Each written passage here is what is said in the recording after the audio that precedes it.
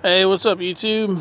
Making a little video here, kind of like a review on this Ryobi 120 watt inverter. I like it and I don't like it.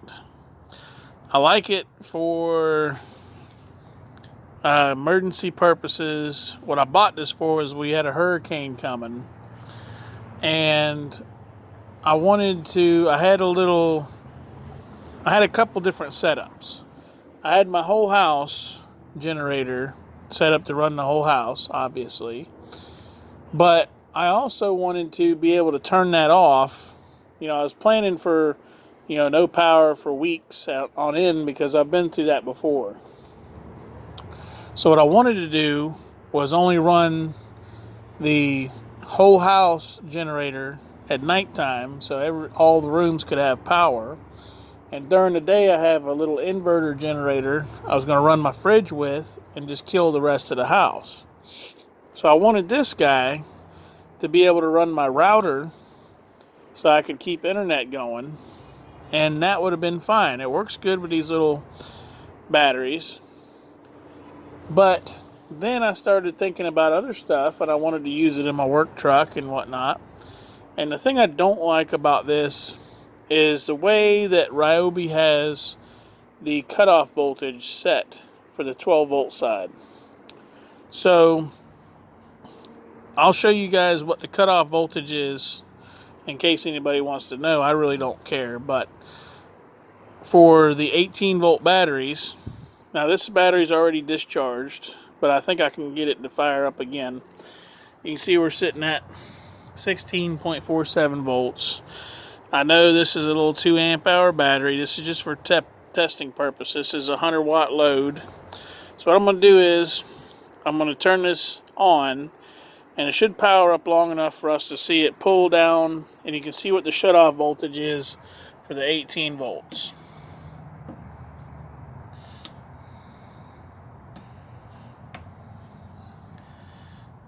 Okay, pulling down, pulling down, pulling down. And you saw it right there, about 15.75 volts.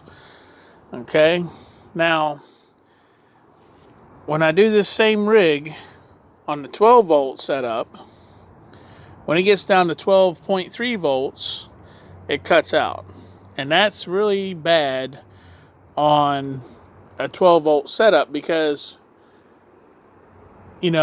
obviously some engineered this thing, because if you look at a data sheet, they will say that a 12.3 volt battery is considered discharged.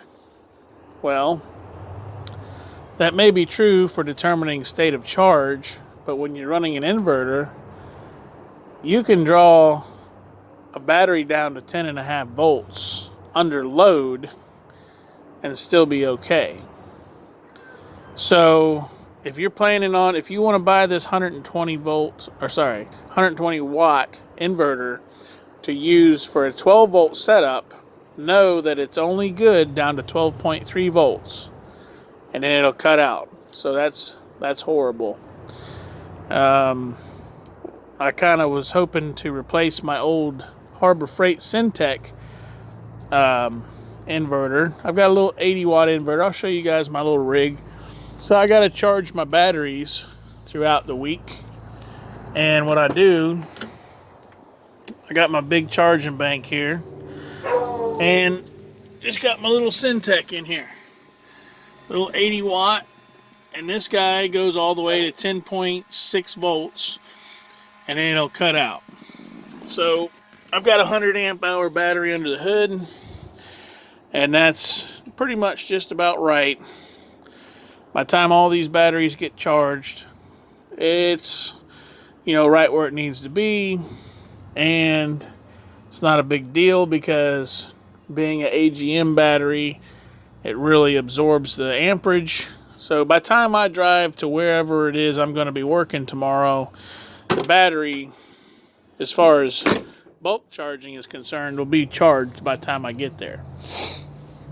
So I was hoping to replace it with this inverter because I like it. and I figure I could swap it. It's swappable. You know, I was going to kind of route the cigarette plug. I don't have it here, but it's a cigarette plug, goes in there, goes in the back. I was going to route it kind of nice, coming up through the little cubby hole, so I could just plug it in, and whenever I need to use this somewhere else, this works really good for a floodlight that I have, LED floodlight. And I was kind of excited about it, but now I'm disappointed because there's no. I opened it up. There's no, you know, adjustments. There's no little screw pots. I'm not sure the technical term. Little square devices that you can adjust parameters on electronics. I figured there might be one inside there, but there's not. So it's obviously set via a computer chip or something. But anyways, that's it. Overall, the inverter's good. I like that the fact that the fan doesn't run all the time. The fan only comes on to cool the heat sink down, and then it shuts back down again. One kind of drawback to that is it is loud. It is a lot louder than the old Syntec in there.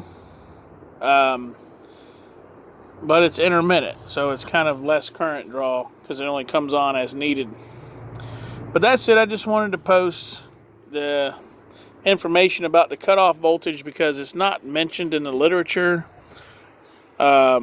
where these devices cut off at.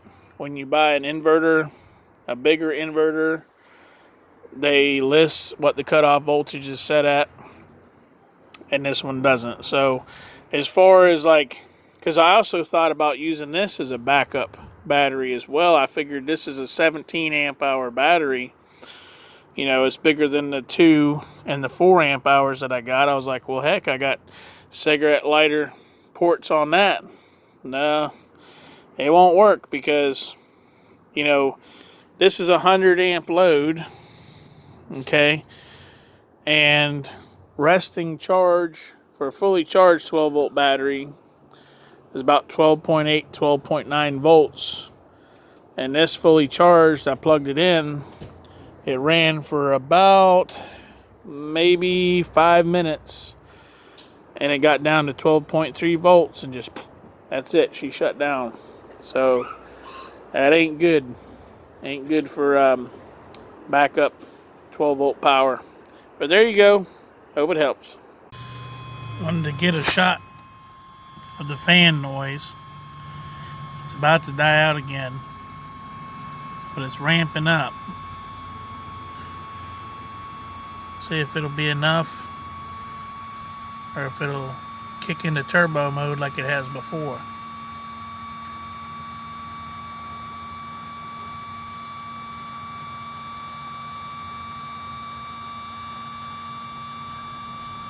As you can see by the...